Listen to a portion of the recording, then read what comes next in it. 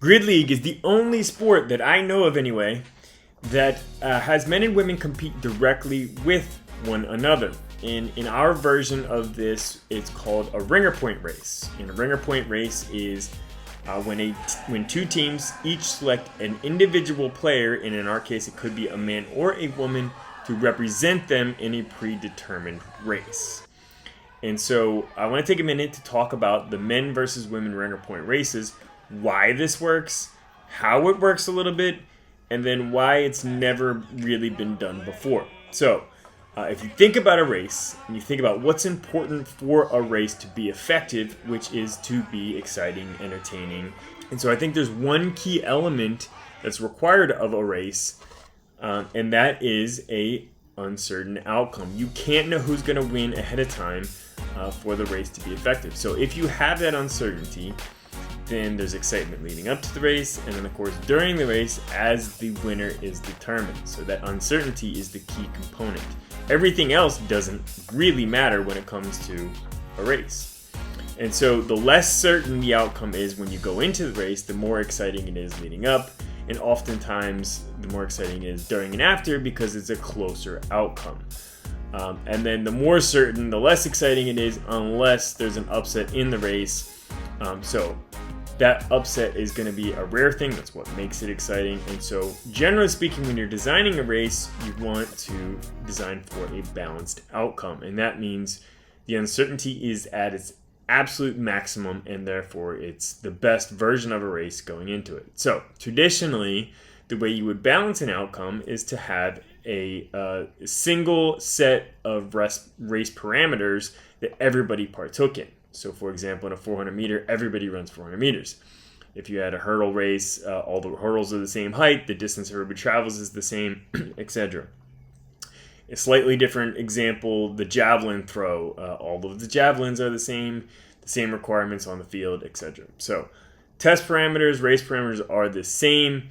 And so everybody that excels at them rises to the top. And that means that at the highest level, there's a really high skill set, there's a very low margin for error, and therefore you have a balanced outcome, and it adds to an exciting outcome.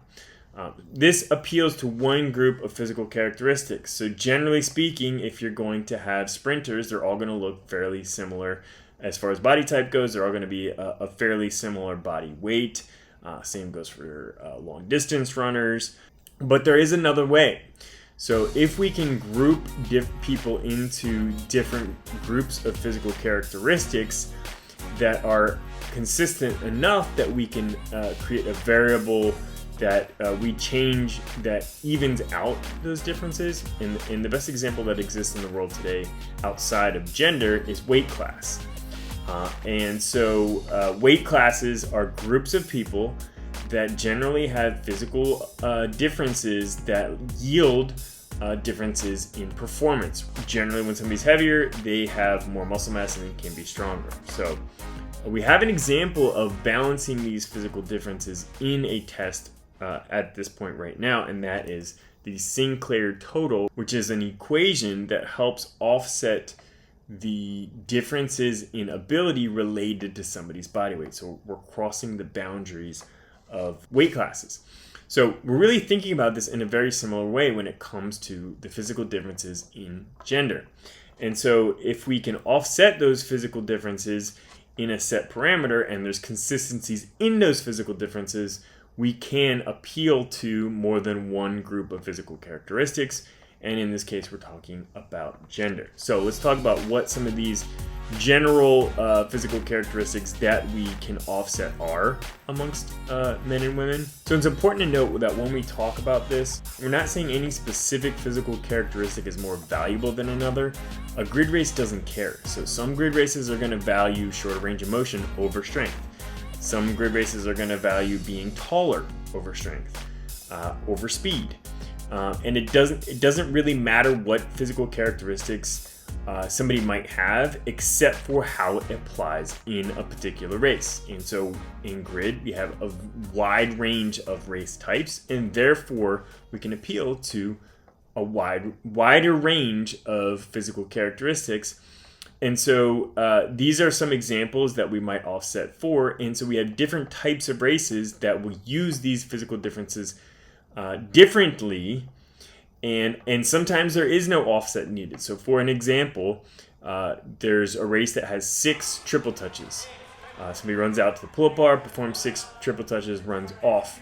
That is the race. Now, any strength advantage that guys have is generally speaking going to be offset by the fact that females are lighter and have a shorter range of motion in their arms. And so that offset happens naturally. We don't have to change anything.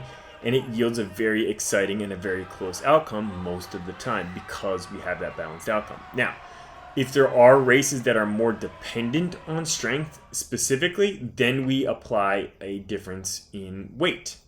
If there is a race that the height of the player is more important, such as with the flip sled, because the height of the player affects their leverage on their ability to flip it over. So height and strength needs to be compensated for, and therefore will be considered in creating what the variation is. So the races are designed specifically to offset general consistencies in ability related to physical characteristic difference, but there are even more things that we do to create a more variable outcome and add to the level of excitement related to the race. And I think this might be the secret sauce as to why this hasn't been done before, but I honestly think I have another theory I'll get to here in a second. But other variables in these races are the teams are able to pick whether they use a male or female. So they have up to 18 players.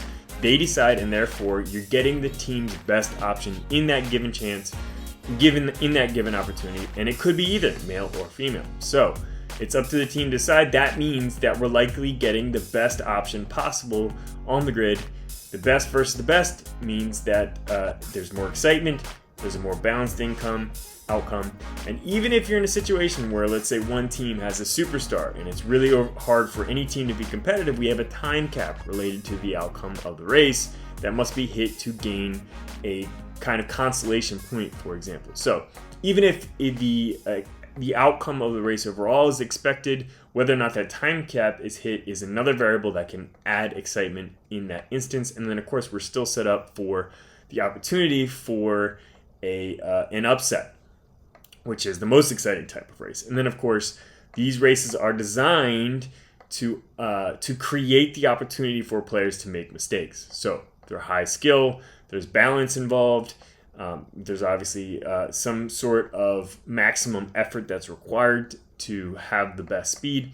And so all of those elements combined opens the door for players to make mistakes and allow for lead changes and or upsets. So there's kind of an overview, and I think, honestly, in my opinion, the biggest reason that we haven't seen anything like this before, as far as men competing directly with women as an accepted part of common sports, is just because of the cultural reason. It doesn't really have to do with the calibration of a race effectively. It has more to do with the fact that going back in history, men and women are treated differently and separated, especially when it comes to sports. The original version of the Olympics, women were not included in. They weren't even allowed to go to. So those kinds of outdated thought processes take a long time to draw out of the DNA of a situation.